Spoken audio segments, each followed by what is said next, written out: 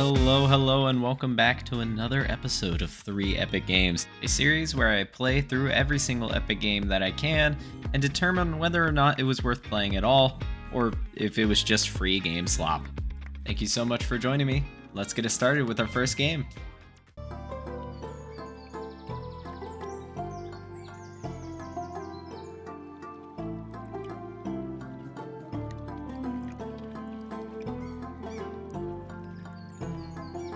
Welcome to Down in Bermuda.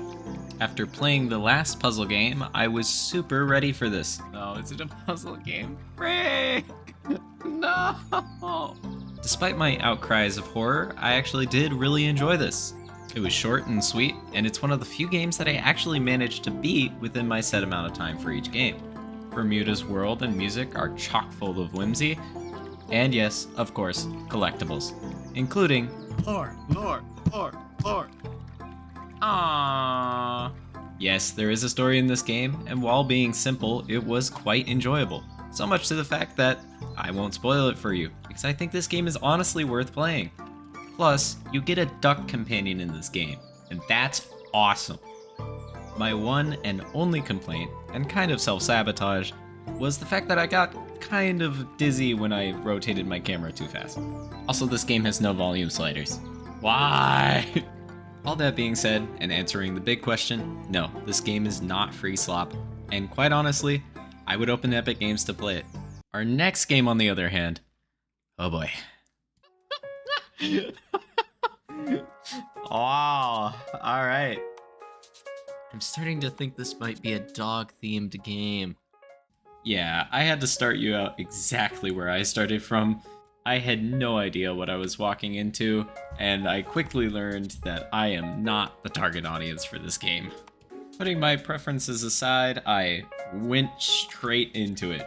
I made a character, learned that my settings were on the lowest, and for some reason started a cat cafe. It's at this point where I would normally talk about the gameplay of this game. There's gameplay for sure. I'm unsure what it is because I forgoed the cafe and opted to just explore for basically the rest of my time in this game. It also didn't help that the original tutorial mission I couldn't complete because I couldn't figure out how to open my mailbox. Speaking of controls, it recommended to play on controller, which I did, and now I feel I regret. This game honestly had some really good moments. I mean, just look at this. Why does he jiggle like that?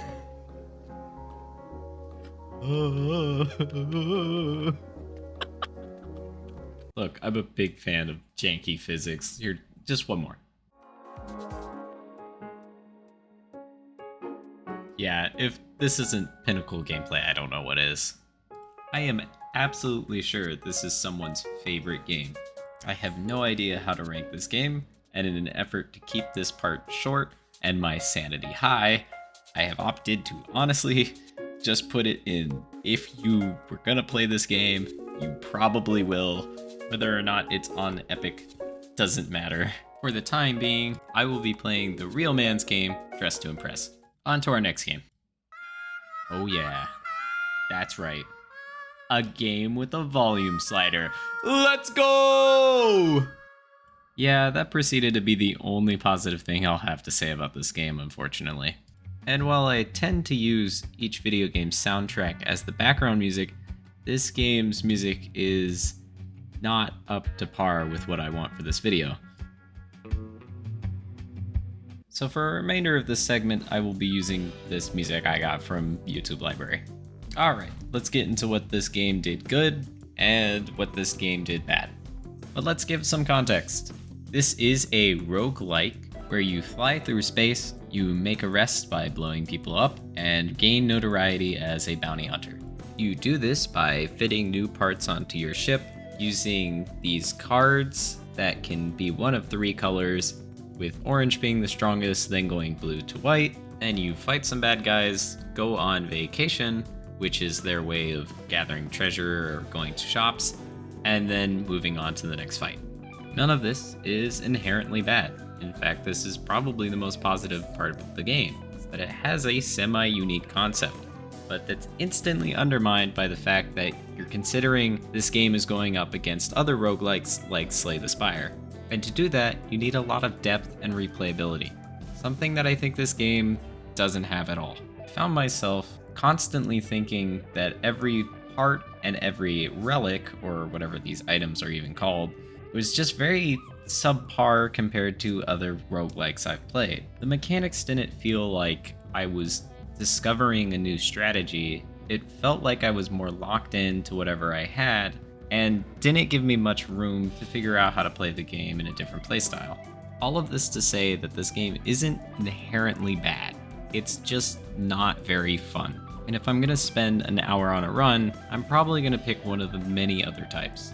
You can blame this maybe on the oversaturation of roguelikes, but this game is not really worth opening Epic for, and I honestly wouldn't care to buy it on Steam either. But hey, that's just me. Give it a try yourself. Thank you so much for watching this video. As a gift to making it to the end, you get to see this footage of me struggling for way too long on a puzzle that should have been easy. If you enjoyed this video, please leave it a like, watch the other videos. That's the end, thank you.